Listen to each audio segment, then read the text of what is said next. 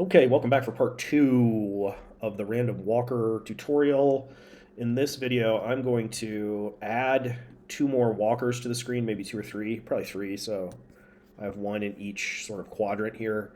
And I will show you how to record the screen, do a screen recording on a Mac with QuickTime. And then we'll pull our final product into WeVideo, set it to music, and that will be that for the random walker. So let's get started. I'm gonna drag these three blocks off because we're not using them anymore. The process of adding more walkers is the same as doing the first one. So it's going to be a lot of copy and paste, I think. And we need to create two more variables for the new, because we're adding an ellipse, right? So it has to have its own x position and y position variable. And then we'll also update these if statements to keep the new one on the new ones on the screen. So I'm gonna click and drag over these, Command C, Command V. I'm just gonna add a 2 to these, X position 2, Y position 2. And I noticed that X position and Y position variables are at 390 and 200. I had changed that in class just to demonstrate. I'm gonna initialize these where I want them. I want one, so if we make a plus sign in the middle here, we have 4 quadrants. I want one in the upper left at 100, 100, one in the upper right at 300, 100, and then 300, 300, and then 100, 300. So let's put our first one at 100, 100. The second one at 300, 100. And we might as well do all three of these at once. 300, 300, and then 100, 300.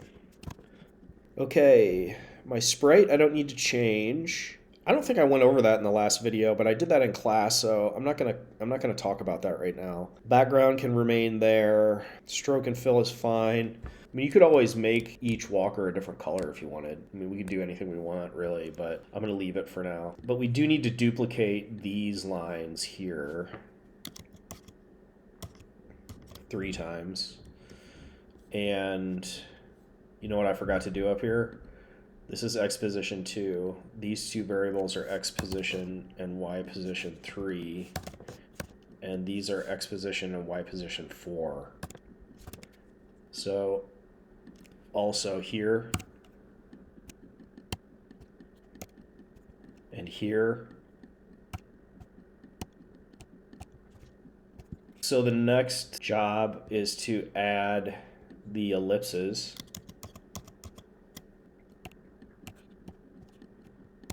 And finally, we're going to get a whole bunch of if statements, like 12 of them, no, 16 of them now, because we have 4 if statements for each walker.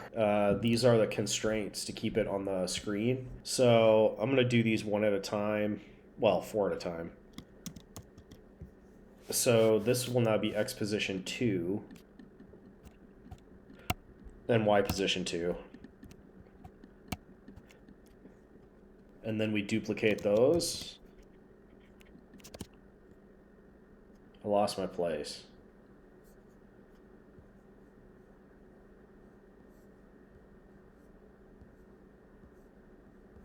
Right here.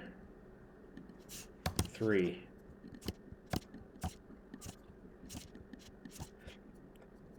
And now, one more time, for X and Y, position 4.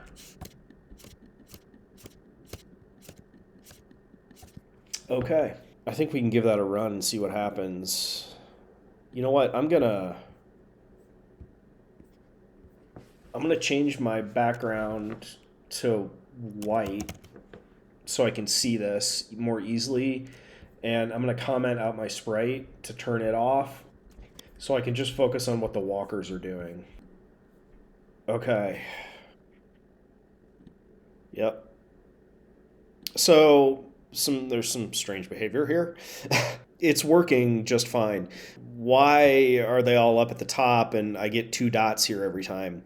That's because when I created my silhouette, okay, my silhouette is wider than it is tall, and where I placed it in the screen, maybe I can just show you this.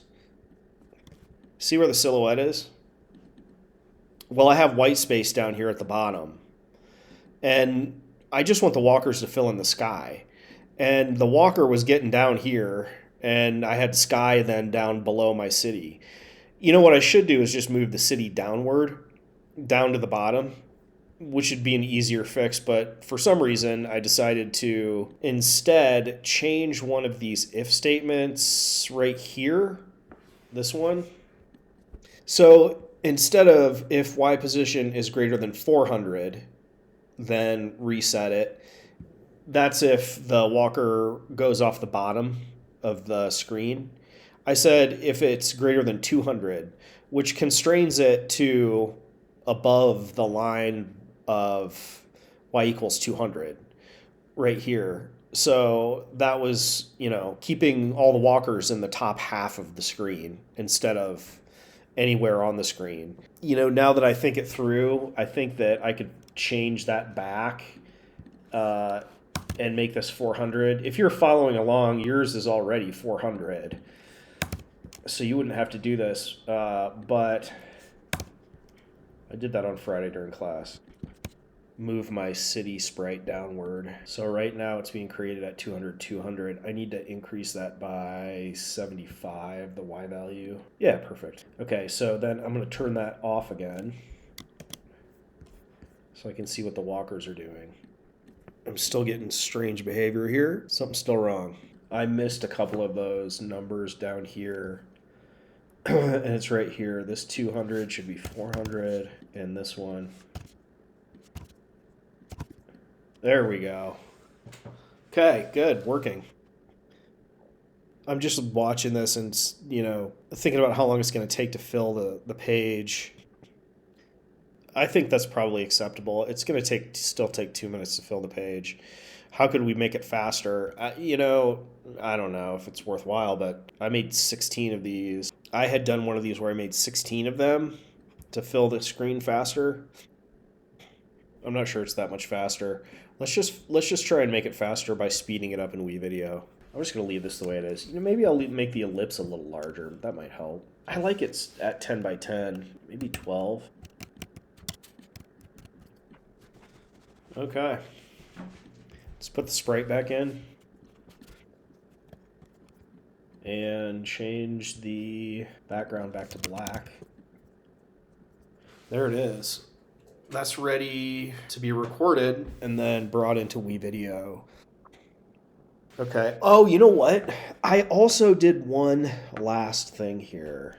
And that was I changed the counter right here. If the counter is greater than 255, we had previously counter equals 0. I changed that to counter equals 100. Why? Well, this is the code that resets it back to 0, right? When it goes above 255. 255 is like the bright blue. We set it back to 0, it's black. And I didn't want it to go completely black. I wanted it to always be painting some blue, even though it goes from like dark blue to light blue. So instead of setting it back to 0, I set it to 100. And you can immediately see, there it is. You don't have to wait for it as long to appear, I guess. And then when it it starts at 0 up. You know what I should do is change it up here too. Start it at 100 up here. There we go. So you see it immediately. And that's as dark as it gets right there. I don't know. Maybe it's better to, reveal it from a completely black. I kind of like that slow fade in. I'm going to leave that. Okay. Let's do the screen recording. So to do the screen recording, you can go to Spotlight Search here and type Quick. And that will open the QuickTime player. In the upper left here, then go to File and New Screen Recording. And then we want to adjust the recording window here.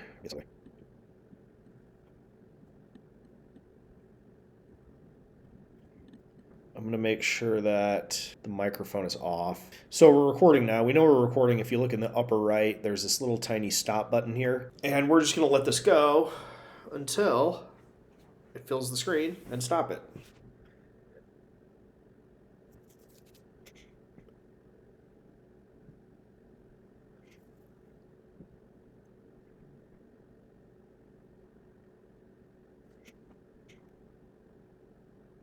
This is what happens. It gets to a point where, you know, most of the screen's full, but it's not going to where it needs to be. Like it's repainting parts that it's already painted, and it's not taking care of these holes.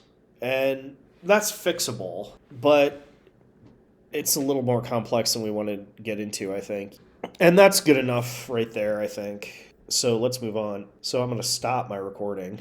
That was, 4 minutes. I'm going to stop the walker.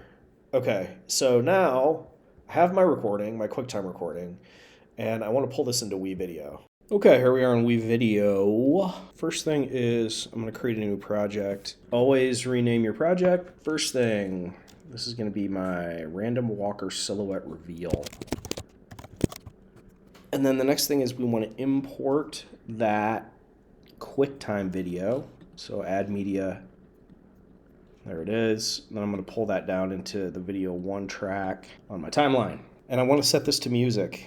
And it is 4 minutes 5 seconds, 4 minutes 7. So let's search for some audio to put behind it. Dark.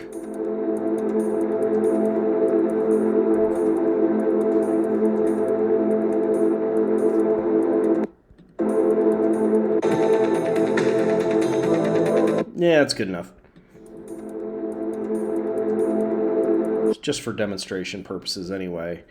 But I want to put this at the beginning. Okay.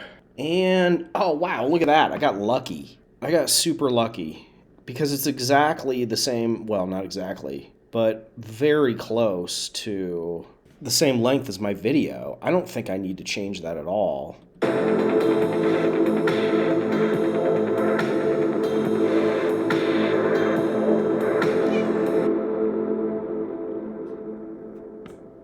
That's just weird that worked out so well. It's not going to work out that well, probably, when you do it. You know, when I think about it, though, I want to speed this video up because 4 minutes of this is I'm gonna lose my audience. So it's actually not perfect.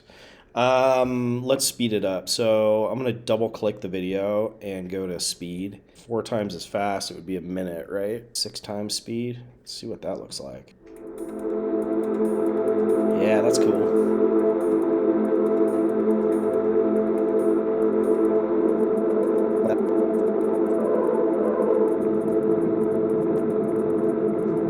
So I'm going to just fade the music out, right?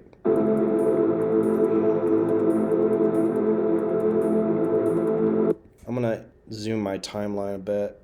And then this extra I can just delete. And then I'm going to click on my audio track and go to this button and hit show audio level. I'm just going to click on, I'm not going to split it. I'm just going to click on this blue line. There it is. And I can add nodes here. And then this one I can just drag down to 0, and that should be a fade out.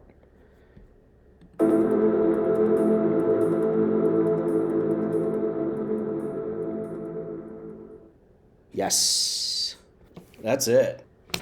And we export. Maybe I'll do HD, see if that looks better. And it's going to process. It takes time to process. It takes a while.